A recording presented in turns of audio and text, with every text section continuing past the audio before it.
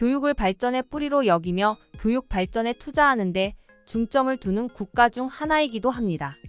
따라서 한국은 많은 유학생을 유치하여 생활하고 공부하고 있습니다.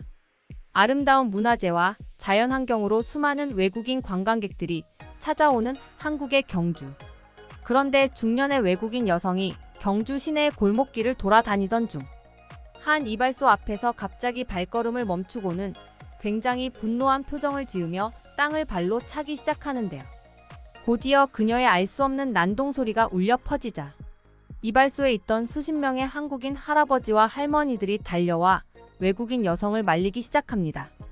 하지만 외국인 여성은 아랑곳하지 않고 계속해서 고함을 지르며 화를 내던 중 무언가를 발견하고는 갑자기 몸을 떨며 눈물을 흘리는데요. 과연 그녀는 한국의 경주에서 무슨 일을 겪은 것일까요? 안녕하세요, 한국인 분들. 저는 포르투갈의 수도 리스본에서 태어난 베로나라고 합니다. 저에게는 세상에서 제일 소중한 딸이 한 명 있는데요. 어렸을 때에는 저의 손길이 없으면 물가에 내놓은 아이처럼 그저 작고 소중한 딸이었지만 지금의 저희 딸은 너무나 자랑스럽고 아름답게 자라 한국이라는 나라에서 결혼 생활을 하고 있을 정도로 듬직한 저희 소중한 딸인데요. 하지만 제가 처음부터 딸의 한국행을 긍정적으로 찬성하고 한국에서의 결혼 생활을 할 수 있게 동의를 했던 것은 아닙니다. 저에게 하나밖에 없는 외동딸인 리타는 저에게 남은 유일한 가족이었기에 어렸을 때부터 리타를 과잉 보호해온 엄마인 저로서는 한국으로 가겠다는 리타의 발언이 정말 화가 나기도 했어요. 지금은 세상을 떠난 저희 남편과 저는 리타가 태어나기도 전부터 포르투갈에서 미용과 관련된 사업을 꽤 크게 하고 있었던 남편은 헤어 관련 사업은 물론 극심한 경제적 문제를 가지고 있었습니다. 헤어 미용에 사용되는 다양한 미용 도구들을 판매하는 공장을 운영할 정도로 큰 사업을 진행하고 있었어요.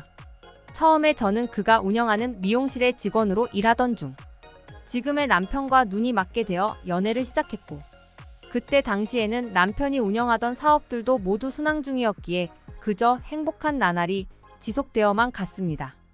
어렸을 때부터 부모님을 병으로 일찍 잃었던 저는 듬직한 남편의 모습에 큰 호감과 안정감을 느꼈고 연애 초반부터 남편과 얼른 결혼하고 싶다는 모습들을 보이기도 했습니다. 물론 사업을 운영하던 남편에게 큰 부담을 주게 될까 봐 대놓고 드러내지는 않았지만 저는 그의 헤어 사업들을 도우며 저의 첫 번째 꿈인 남편 그리고 자식들과 함께 안정적이고 행복한 가정을 이루고 싶다는 소망을 늘 말해왔었죠.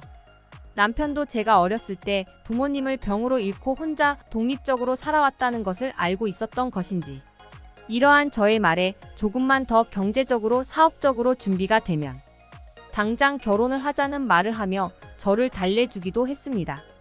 남편의 부모님께서는 부모가 모두 존재하지 않는다는 저희 가정 환경에 결혼에 대해서는 조금 망설이시는 듯 했지만 저의 계속된 설득 끝에 결혼을 승낙해 주셨고 저와 남편은 언제나 날짜만 잡는다면 곧바로 결혼을 할 수 있는 상황에 도달하게 되었어요.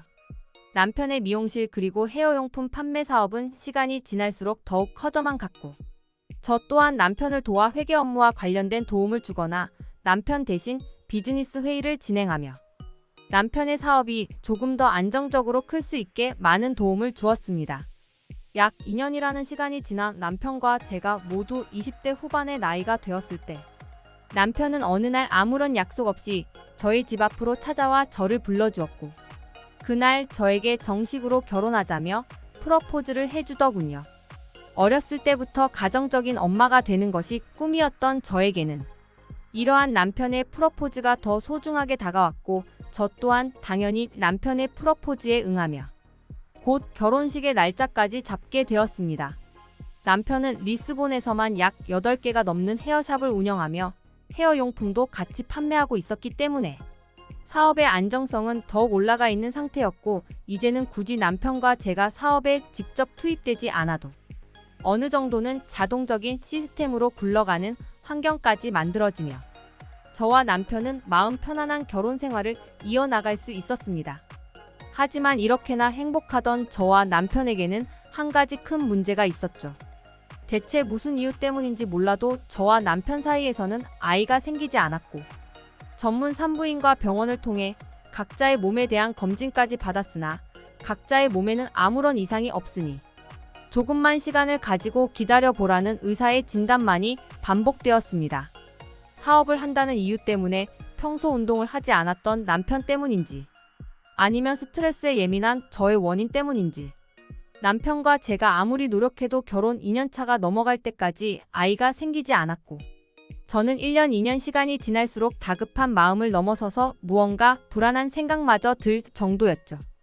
특히 남편의 어머니께서는 저에게 부모의 사랑을 받지 못해서 아이를 가지지 못하는 것 아니냐면서 악담 아닌 악담을 저에게 퍼붓기까지 하셨고 실제로 아이를 가지지 못하는 저의 모습에 저 스스로는 아무 변명도 하지 못하고 그저 눈물만 흘릴 뿐이었습니다.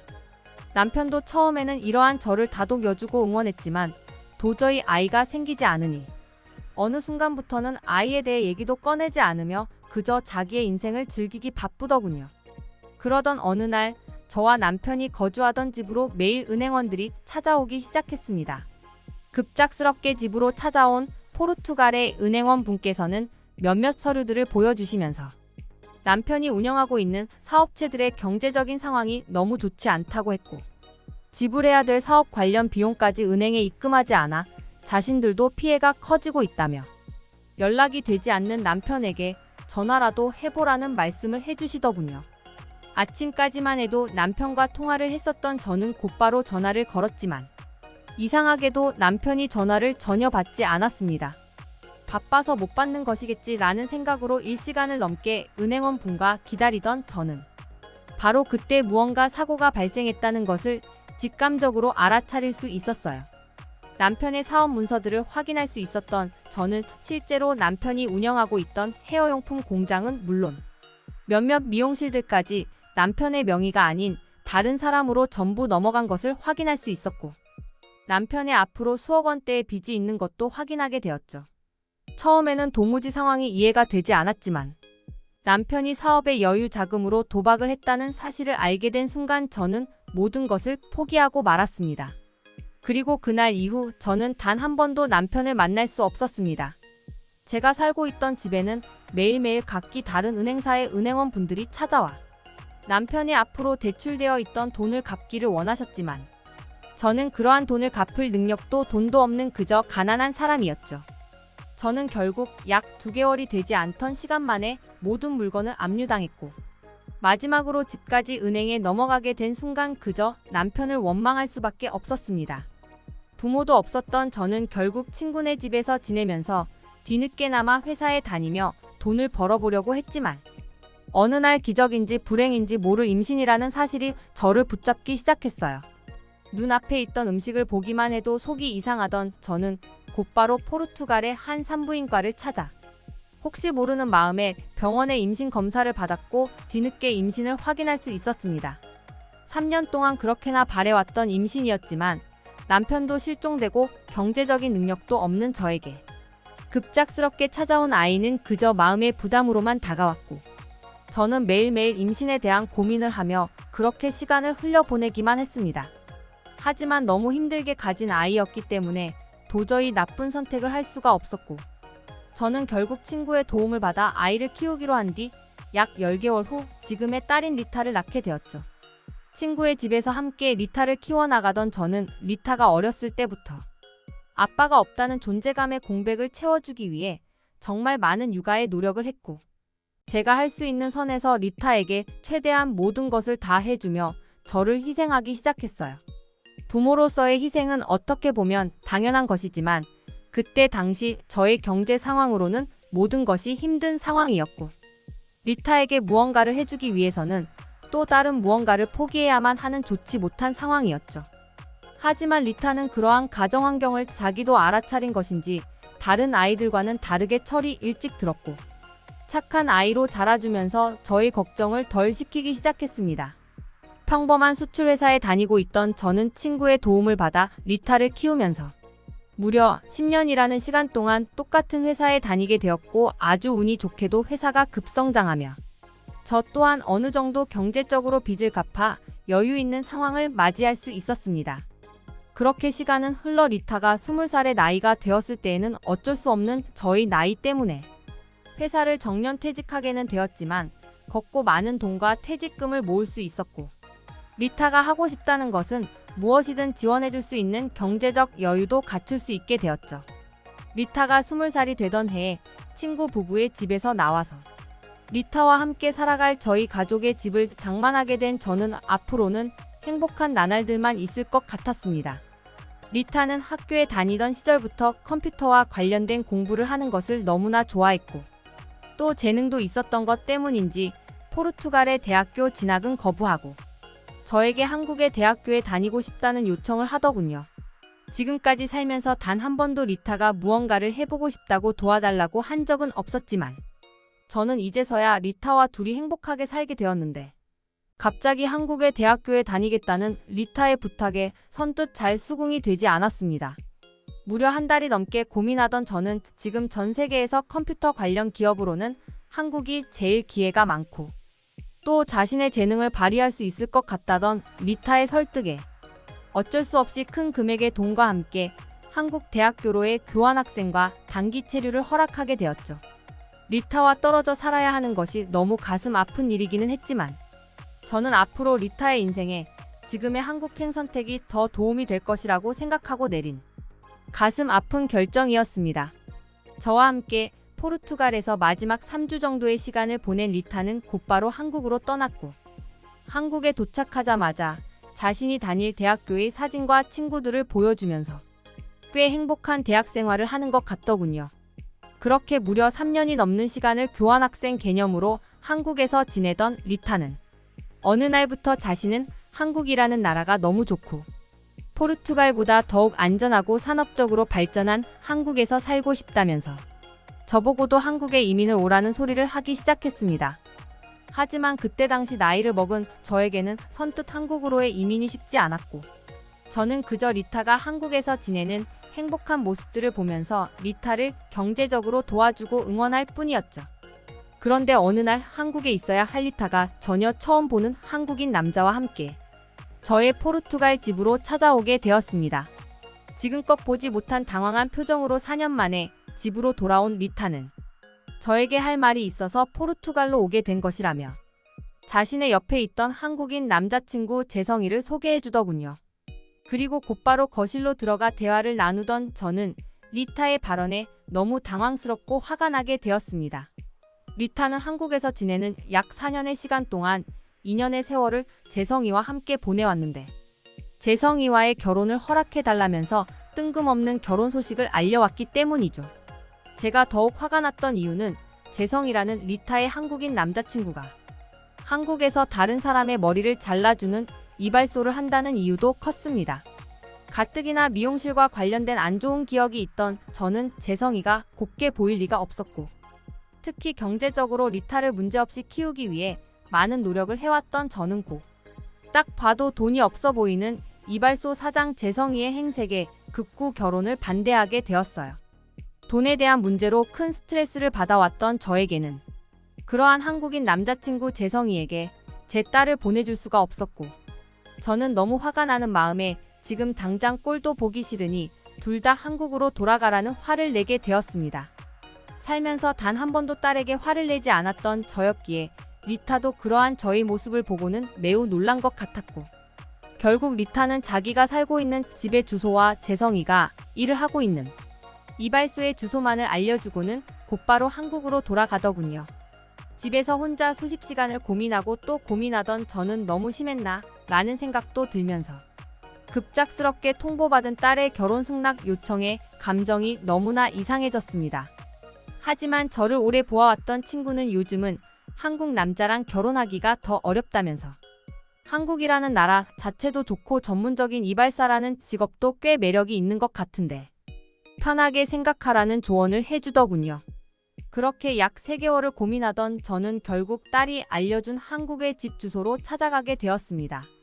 미안하다는 말도 전하고 그저 둘이 행복하게 살라는 말도 해줄 겸 인생에서 처음으로 한국에 도착한 저는 한국에 도착하자마자 왜 딸이 한국에서 그렇게나 살고 싶어 했는지 이해할 수 있었죠. 눈에 보이는 모든 것이 깨끗하고 포르투갈에서처럼 위험한 길거리 도둑들을 조심할 필요 자체도 없는 안전한 나라였기 때문입니다. 하지만 힘들게 도착한 경주라는 도시의 딸의 집에는 아무도 없었고, 저는 조금 고민하다 바로 근처에 있는 딸의 남자친구 재성이의 이발소 주소로 찾아가게 되었죠.